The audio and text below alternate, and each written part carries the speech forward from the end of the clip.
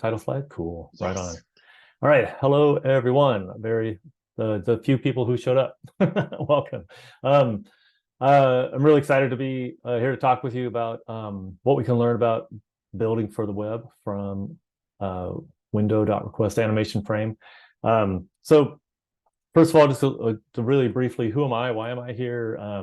You can find me on most social sites at Segdaha. Anybody, maybe in the chat, somebody could guess if people have guesses what Segdaha means. Yeah, I'm on Twitter and Instagram and other things at that username. So come find me, connect with me. So a little quick background on me. So a couple of years after this like tinkering with the web, in 1998, I hung my shingle out as a freelancer. It's amazing to me that this little website that I built for my freelancing business still works as intended with no code updates. Some serious backwards compatibility. If you view source on that, you're going to see font tags and things like that we don't use anymore. But anyway, after about 5 years as a professional web developer, I got a job in New Zealand building accommodation websites. I spent 3 years over there. Lovely place, highly recommended. I was pulled back to the States by family stuff in 2010 and landed in the Bay Area where I got a job working on dig.com, the OG Web 2.0 website. Back then, it was considered innovative to let users contribute content to a site, believe it or not. And fun fact, and Dig was one of the first sites to do that. So fun fact is that a month or so before I was laid off from Dig, along with half of engineering, a few of us got together over pizzas with 4 of the 12 or so employees of a little site called Reddit. They literally and figuratively ate our lunch. After Dig, I ended up at Tapulous, a mobile game studio that had been bought by Disney. Spent a couple years there leading a small team building social features for games such as Tap Tap Revenge, Club World, Where's My Water. My daughters were 12 and 13 at the time and pretty much lost their mind that I was working for Disney and begged me to go to the parks and stuff, which we did for free, which is fun. So after 2 years there, Apple came calling. So I went over to the Cupertino Fruit Company and slept under my desk more than once to build sites like the Darth Vader Mac Pro site, which is pictured here, and the iPhone 6 site. When I was there, I made a mistake that cost the company literally millions of dollars. That's a topic for another talk that I gave a few years ago. We'll see if anybody here has the Google foo to dig up that talk, post the link. Fast forward a few years, I spent 3.5 years at Zapier, a fully distributed workflow automation company, where I met Stacy Taylor. She and I co-founded the Collab Lab coming up on 4 years ago. It's my labor of love. It's kind of what got me through the early part of the pandemic, just having a purpose, helping early career developers break into tech. About a year ago, I joined Assistive Labs as a co-founder. We build a platform that enables people to test their websites on various assistive technologies through a web browser. I'm doing everything there except engineering and learning a ton, and super hyped to be working on accessibility full-time. On a more personal note, I spent 7 weeks last summer on an epic road trip around North America. And a few weeks ago, I got married. So yeah, so let's get on with it. I have a lot to cover. Before we get into request animation frame itself, I wanted to define a few terms that get thrown around a lot. Framework, scaffold, and library. All 3 of these are useful in certain situations, but in my opinion, web developers, especially people earlier in their careers, tend to lean on them maybe a little too much. So a framework is a predefined structure for an application. This can be great for getting something up and running quickly, but whatever nooks and crannies are present, whatever odd angles and funky materials are used to build the building, you're stuck with them. This is now the world that you live in. A scaffold is similar but less restrictive than a framework. Scaffolds typically set up the initial structure of an application, for example, creating a place for models using controllers and Ruby on Rails, but otherwise you're left with a lot of leeway for building out the rest of the application. A library is a lot more limited than either a framework or a scaffold. A library is basically an encapsulated set of functionality that you can link into your project to achieve a specific task. So here's some examples of each. So for this crowd, maybe the easiest way to make the distinction between the 3 is to look at Next.js versus Create React App versus React itself. Believe it or not, React is just a library. It's a complex library for sure, but its purpose in life is to render data as HTML and CSS. Create React App is a script that scaffolds a functioning React app in a way that lets you get started quickly with common tools. And Next.js is an application framework built on React that provides you everything you need to build a fully functional web application. What none of these is an API. So an API is just a specification for how different software components can interact and exchange data. For example, JavaScript's parseInt method takes certain inputs and gives certain outputs.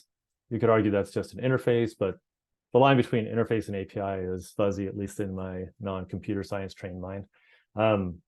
So some examples, the DOM isn't an API. It's actually a set of APIs that provided by the browser for interacting with elements on a page. REST isn't an API either. It's an approach to designing APIs, specifically stateless APIs. GraphQL was actually developed in response to the limitations of REST and is actually a layer of abstraction over APIs that interact with databases. But finally, an actual API is the Google Maps API. So Google Maps provides public versions of the same APIs the Maps team uses to build Google Maps for all of us to use. And if you haven't worked with their APIs before, you should try it. It's pretty magical. Well, hopefully that helps kind of clarify that a little bit. So with those definitions out of the way, let's finally talk about requestAnimationFrame. Like so many talks, this one started with a tweet. I noticed something that I'll show you in a second that got me wondering what percentage of developers were familiar with requestAnimationFrame. So as you do, I posted a poll on Twitter. A good third of the respondents claimed to be besties with requestAnimationFrame, while around 29% were honest enough to say they hadn't even heard of it. Who here, and you can just answer in the chat if you are so inclined, who here has worked with it before, or have like just maybe like, do you know about it or not? Kind of let me know in the chat. So the original site that I saw that had me wondering about this was HubSpot's blog. I see one, don't know about it in the chat. Well, you're gonna learn. I'll show you what I mean about HubSpot's blog in the next slide, but I contrasted it with Zapier's blog, which in full disclosure, my team built when I was there, and then my own personal blog that I built a couple of years ago. So Yolanda, I think, will post links to each of these. Nice. Those are all three. Yeah, those are the three different links. So you can kind of try this out for yourself, but I have like little videos kind of queued up of each of the things. So first one we're going to look at is HubSpot's.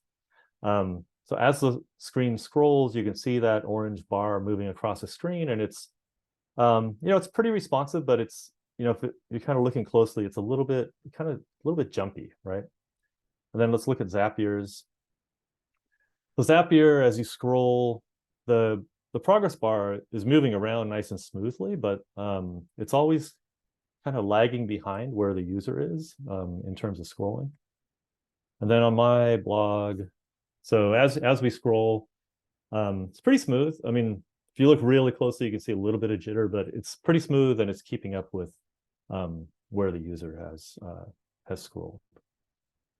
So what have we got here? So HubSpot's implementation of the progress bar updates in real time. That's good. What's not so good is that the updates are choppy. Zapier's version updates smoothly. Nice work, Zapians. What's not as nice as the progress bar is always playing catch up like that. And then finally, my implementation manages both update in real time and still be smooth. So HubSpot's implementation, as far as I can tell, is JavaScript based. So, well, I'll tell you why that has a question mark in a second. But from what I can see, it's not using requestAnimationFrame, and the JavaScript is pretty heavy.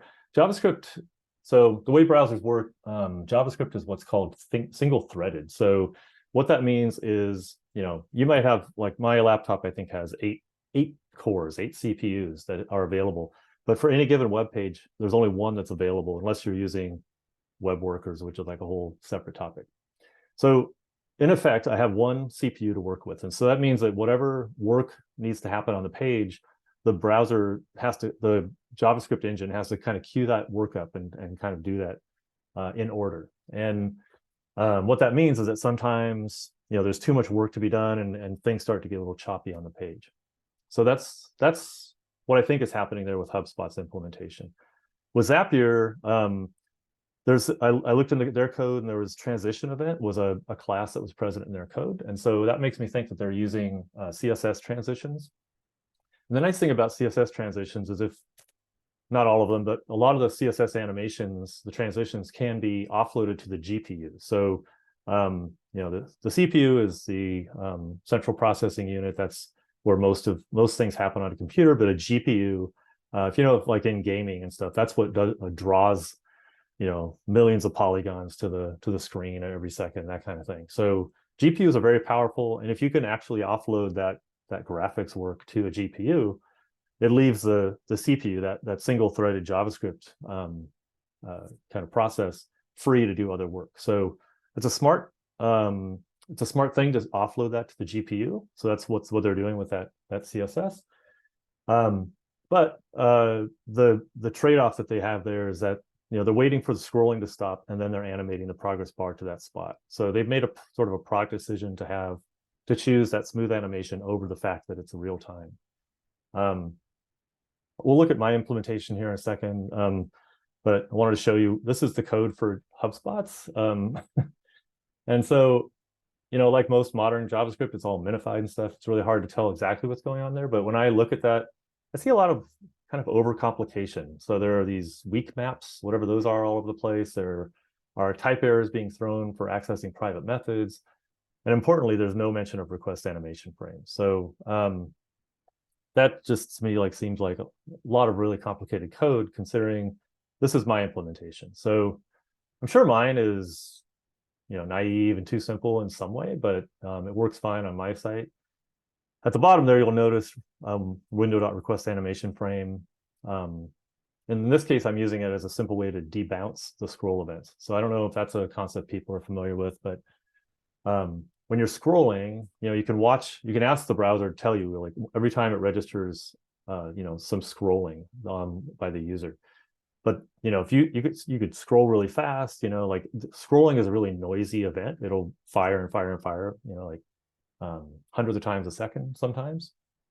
So debouncing is a technique to make it so you're only handling, sort of as many of those events as you can process. You don't want to get overwhelmed with events, and then you stack up that single thread with a bunch of things that have to happen, and then they start happening. It becomes something like an animation becomes really choppy. So window.requestAnimationFrame in this case is sort of being used to just to manage those scroll events and only respond when the browser has availability. Okay, so let's finally talk more about requestAnimationFrame. So let's see. RequestAnimationFrame is a browser API. And why do I say browser? Because you won't find it in Node. Node is also JavaScript. There's JavaScript in the browser, there's JavaScript on the server. And in fact, in Node, there's not even a window object. So this is an API that is exposed by web browsers specifically because it has to do with something that browsers do that Node does not, which is paint pixels to a screen. So we'll come back to that point in a minute when I talk about repaints. Now, how RequestAnimationFrame works is that you pass it a callback, which is just a function that does something useful, such as updating the position of an element on the screen. When the callback gets invoked, it receives a high-resolution timestamp corresponding to when the work will be done. So that timestamp is pretty clutch for reasons I'll get into in a little bit, but it makes it so RequestAnimationFrame can make visual updates to web pages super smooth, without jank, while preserving the browser's ability to keep the UI responsive.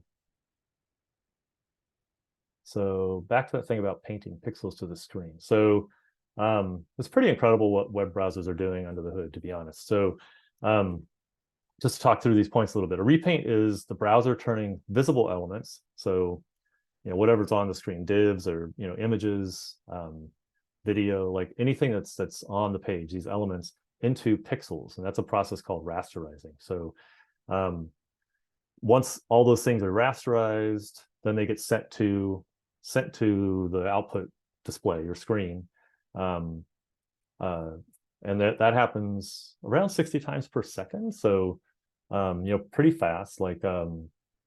It's sort of as fast as as like a movie or something, you know, like the frames going by in a movie. It's faster than your eye can detect what's happening. So a repaint is different than a reflow. And a reflow is when the browser has to recalculate the position of elements. So, you know, sitting here on this one Google Slides screen, nothing, no animations happening. The browser is not doing a reflow, but it is still painting those pixels to the screen every approximately 16 milliseconds, usually. So in reality, it's pegged to the refresh rate. So some displays actually are as fast as 120 hertz, and so they're 120 times per second. Now that's why that timestamp being passed into the callback for request animation frame is important, because that means that you can keep your animation in sync and not have it be twice as fast when it's running on a 120 hertz screen than it is on a 60 hertz screen. Let me know if you have questions about any of that stuff in the chat, because it's a lot of information. Sometimes, I think we do a lot of building for the web without understanding some of the low-level stuff that the browser is actually doing. So what I'm trying to do is kind of expose just a little bit of like the work that goes into, showing you something on the screen. So that all sounds really fancy, right? Like, but believe it or not, Request Animation Frame first showed up in Chrome and Firefox in 2011, and Safari has supported it since 2013. So it's been around for a while. And so for 29% of, I mean, I don't know who was in that small sample from that tweet, but 29% of people saying that they'd never even heard of it means, like it's maybe a little obscure when maybe it doesn't have to be. All right. So if you follow me on either or the Collab Lab on Twitter, you may have seen that I sort of fessed up to misunderstanding request animation frame before I started preparing my talk. So it turns out I only kind of partially understood the API and what it was intended to be used for. So I'm going to run through a little demo here of, okay. So now we're looking at this little demo page that I put together. And this page, you'll see that's one of the background images from my slide. On these, I have these two elements, the top middle of the screen. And these also have sort of big images as the background images. There's lots of opacity in the borders, and there's even the text is not fully opaque. There's shadows and like inset shadows, text shadows, all kinds of things going on. So this is actually a pretty complicated thing for a browser to render. So what I'm going to do, I'm going to click just anywhere here on the screen, and these are going to fall according to an algorithm that is supposed to simulate gravity. So gravity, the idea is that it speeds up the longer you've been following the faster you're going. So it's something that kind of speeds up over time. The first time I click this, I'm going to go pretty slow. And I don't know how this is going to come across on Zoom exactly, but what I see on my screen is that the request animation frame is not perfectly smooth, but the set timeout one is just a little less smooth. So we'll put this back at the top. Justin in the chat says it seems fine over Zoom. So I'm going to speed it up a little bit, and we'll see if we see more of a difference. So now do you see the set timeout kind of being a little more choppy? We'll really speed it up this time, max speed, and that should make it a little more apparent that set timeout is not quite keeping up with what we're trying to do. Now, I have this other little mode here, stacked background, which is really evil. So what I've done now, so if you look at the difference, so that's without it turned on and that's with it turned on. I take that same background image and I'm superimposing it on top of the body of the page. It's 50%, has 50% opacity, and it has a blur filter applied to it. So now things just got really complicated for the browser. So there's all that going on, and then these elements that have a bunch of opacity and stuff that are going to fall over the front of this, and the browsers have to, 60 times a second is trying to calculate what this should look like for the user. So we'll watch as these start to fall. You see both sides are choppy. And as we go, set timeout becomes even, like way out of sync. Request animation frame, while choppy, at least it's sort of staying on schedule, right? Like it's kind of marching down the page. I'm not even going to bother kind of turning that speed up because it's kind of already stressing out my computer to even try to do that. But hopefully that is a little bit of a glance into sort of like how much work has to happen to show the pixels on the screen. And I have actually the code for that page I want to talk through a little bit. So it's just a super simple little web page. This is the same thing that we were looking at. Here's all those, sort of those alpha channels and all these things that are going on. So what I tried to do with that demo is make it so that the two elements that are falling are using all the same code for all the important stuff. So this calculate new position thing, how the element gets moved, all that stuff is the exact same functions. And the only difference is here where we're using set timeout or request animation frame as the thing that's sort of driving the animation. So with set timeout, you can see here 1,000 divided by 60, that's 60 frames per second. That's approximately 16 milliseconds. How this works, and I don't know, we're actually really good on time. I'm going to do a little diversion. I wasn't sure if I was going to have time to kind of tell this anecdote, but back in 2010, I interviewed at Yahoo for a job on their core JavaScript framework team, and I interviewed with this guy Julien Lecomte, who was one of the main authors of that framework, and he asked me on a scale of 1 to 10. 1 being complete novice, don't know anything, 10 being Douglas Crockford, who at the time was sort of the guru of JavaScript. Like, where do you think you fall in terms of JavaScript knowledge? And I very confidently said a 9. And I knew I wasn't Douglas Crockford, but I was like, I know this stuff backwards and forwards, right? We spent the rest of the hour sort of uncovering the fact that I didn't know JavaScript nearly as well as I thought I did, including, one of the questions he asked me was just, how does set timeout work? If we say 16 milliseconds here, when does that work actually going to happen, right? Because my understanding at the time anyways was it was going to happen 16 milliseconds later. But what actually happens with set timeout is that's the earliest it can happen, but the browser has other things to do. That single thread has a lot of work to do. And so if the browser is not available to do that work 16 milliseconds later, it will just be added to the queue, and it'll happen when it happens. So, kind of at the earliest point that the browser has capacity to do it. So that's a pretty big difference in understanding set timeout, right? Like set timeout it's not a scheduler. It's it's basically setting a minimum time for when something should happen, and any time after that is when it actually is going to happen. Request animation frame, on the other hand, is guaranteed to match the refresh rate of the display. Like it's gonna it's gonna, like, this callback will be invoked at every refresh of the screen, which is every animation frame. But at each of those points, it gets past this high resolution timestamp, and we can use that to sort of understand where the element should be at that paint, right? So instead of saying, based on, the time that we had recorded when we set the timeout, that's why that one element starts to get laggy. We can say, like, at the time when this paint is going to happen, where should the element be? And that's why the request animation frame side stays on schedule and keeps marching down the page even when the set timeout is lagging behind. So hopefully that gives you a little bit of an insight into how request animation frame works. All right, I'm going to go back into slides.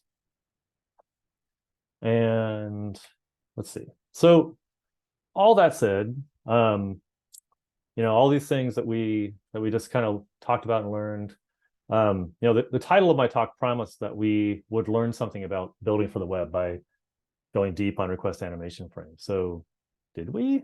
Anyone want to share something that you've learned here? Like, was all that, how much of that was new information for you? I'm going to pause awkwardly until someone else speaks because I've been talking for half an hour.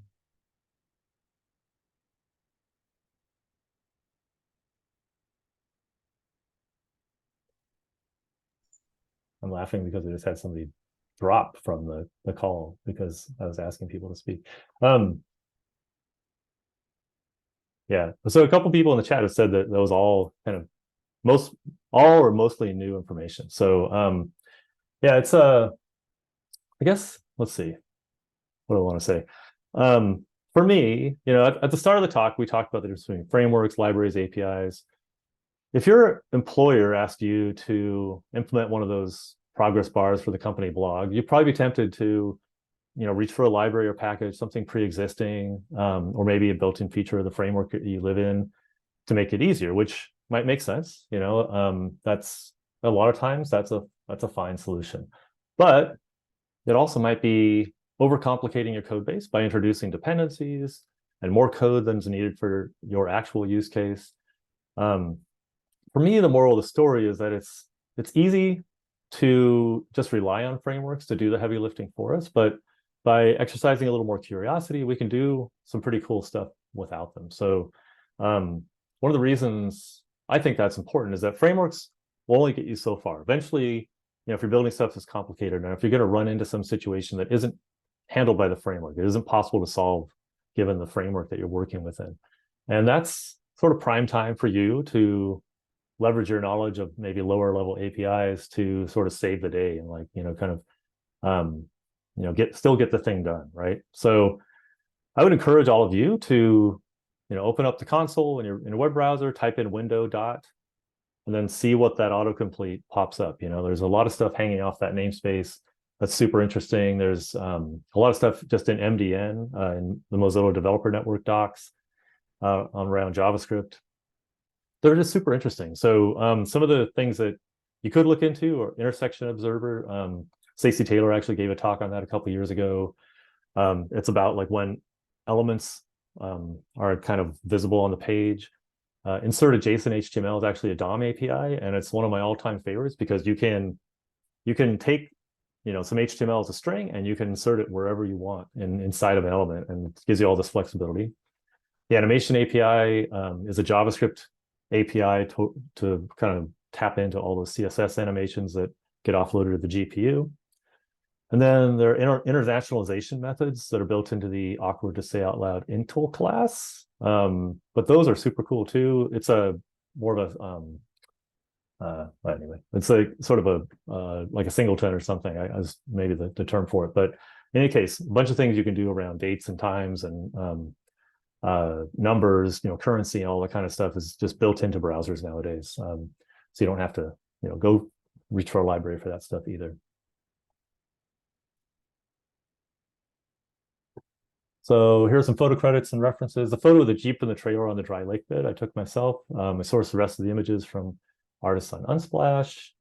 I've listed a couple resources here I used when creating the talk, and then Yolanda will be sharing the link to the slides, so you can kind of link off to everything as well here in the chat and on the meetup page for the event. That was quick. I just thought that was going to take longer, but that's all I have. Thanks so much, everybody. Thank you. Yeah. Anybody have any questions about any of that stuff? Oh, nice. Thanks, Leo. Linking some related resources. Any questions about it?